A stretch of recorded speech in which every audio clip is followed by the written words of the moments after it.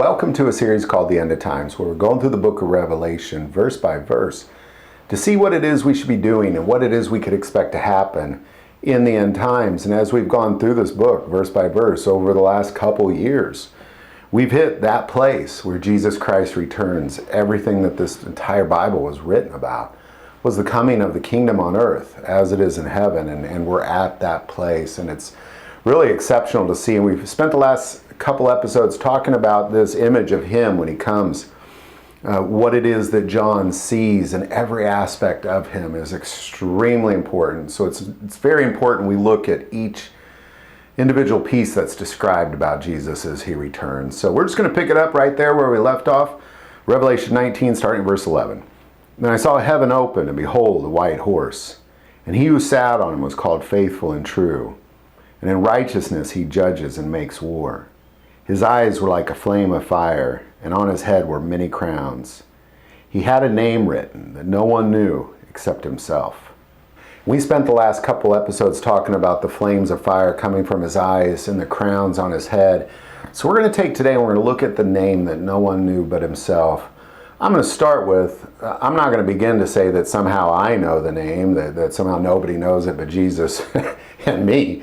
But we definitely want to look at it because it's put here. We want to see, well, what is this that we're talking about here? Because if it's in the Bible, it's meant for us to understand. God is not the God of confusion. So let's just kind of look at what it actually says here in this sentence. Because when it says that no one knew except himself, that word knew is oiden, that nobody oiden, which is to know or remember or appreciate. It's that nobody remembers this name, that this is a name that hadn't been said a long, like no one remembers it or appreciates the name, according to that word, oiden. Because there's other words you can use for the word know, that I know something, or nobody knows this thing, but it's essentially saying that nobody remembers it, nobody knows it, nobody appreciates what it is. So I kind of want to just look at his name, because Jesus is not his name. Let's start there. That's the Americanized version of who his name is. So let's just see, well, what is his name? Well, let's start by saying that depending on whether you're reading the Old Testament or the New Testament, the name is the same in both, and it is really, in the Old Testament, said as Joshua. In the New Testament, said as Jesus. So what is this name? Well, if you look at the actual word, it's Yahashua. And Yahashua, if you take the word or the name Yahashua and you translate that from Hebrew to English, we get Joshua. And then Jesus was written in the New Testament, so that was Greek. And if you take the name Joshua and you translate it into Greek, it's Lassus. And Lassus, and then translated then to English, is Jesus. But it's Yahashua. Yahashua is his name. That is truly what his name is. And I'm sure I'm not pronouncing it correct as well, but the correct interpretation of the name is Yahashua. And if you take the word Joshua in Hebrew and you interpret that in English, it says Yahweh helps. So God helps. And if you take that word Joshua and interpret it in Greek, it means Yahweh saves. And we know that to be true. We're going to talk about it here in a second. And we'll talk about the name Yahweh briefly as well.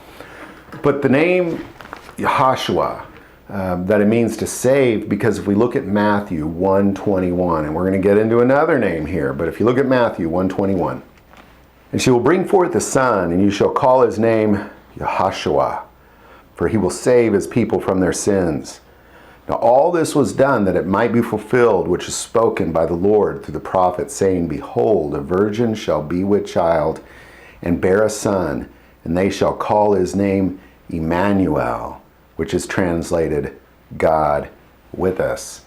And this has been a wealth of confusion to people, because of course they're quoting an Isaiah quote, and we're going to go to Isaiah and see what they mean here.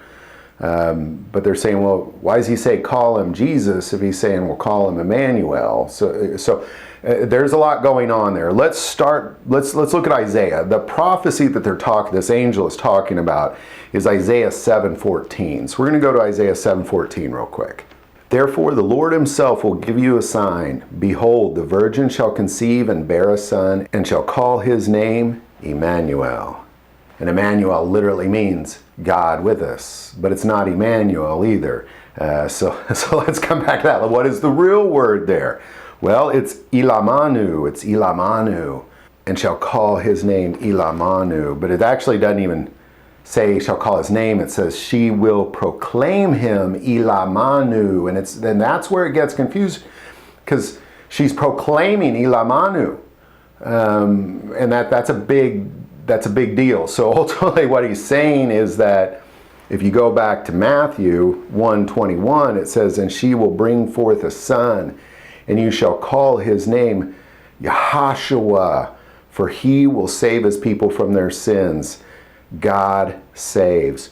Now all this was done that it might be fulfilled, which was spoken by the Lord through the prophet, saying, behold, a virgin shall be with child and bear a son, and they shall proclaim Ilamanu, which is translated God with us. So literally the whole prophecy is being fulfilled in that moment. A virgin is going to give birth to a son, and she is to name him Yahweh Saves. And through all that, the prophecy is fulfilled where she can proclaim God is with us. It's what all that means. And a lot of people really confuse, well, why isn't he called Emmanuel? Well, one, it's Ilamanu, it's not Emmanuel. And that's, that's just the English version of Ilamanu. And it's very important we see it that way, because, again, and she will bring forth a son, and you shall call his name Yahashua, for he will save his people from their sins. Now all this was done that it might be fulfilled, which is spoken by the Lord through the prophet, saying, behold, a virgin shall be with child and bear a son, and they shall proclaim Ilamanu, which is translated God with us. And even the name Yahashua, Yahweh saves, Yahashua.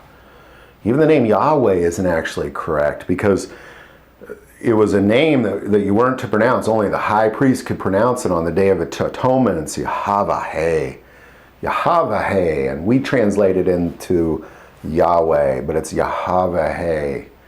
Yahweh is with us. So if we go back again, and she will bring forth a son, and you shall call his name Yahashua, for he will save his people from their sins.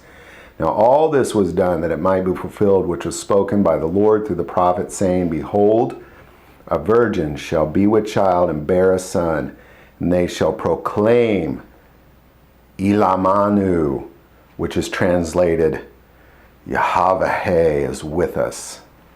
It's so important we remember his name, because that's what it really says. It says no one remembered or appreciated or knows his name but himself. So when the darkness has been there a long time, and you see the clouds of glory break open, and you see him come through, and you see light for the first time in a long time, I don't know what I'd do, but I'm pretty sure I'm going to fall to my knees and say something like, Yahashua, or Ilamanu, God is with us. And these are names that most of the world won't know. I'll know them, and hopefully you'll know them. But in the end, when in doubt, when nobody knows what to call him, when you don't know what to call him, let's look at Exodus 3:14. And God said to Moses, I am who I am. And he said, thus you shall say to the children of Israel, I am sent me to you. I am. Oyeh is the word. It's a very personal word. It's to come to pass. It's to become something. So I am this thing. Like if I become the governor, I am the governor. I'm becoming this thing. I have become this thing. I am this thing. I am. It's just not the normal word I am. It's Oyeh, I am. So when you don't know what to call him I am. I am is coming. Other than that, I really don't know. I don't know what to proclaim or what to call him. I just call him Yahashua, or I am. because I Am is coming. Hope this video helps. Any thoughts or insight on that, definitely put it in the comments below. If you like this video, click like and subscribe. Feel called to support this channel to Patreon, that link is also below. But the most important part of this channel is we take prayer requests, so please don't ever hesitate to send that in. Thank you for watching this episode of God, Family, and Guns. And as always, love God, love your family, and love guns.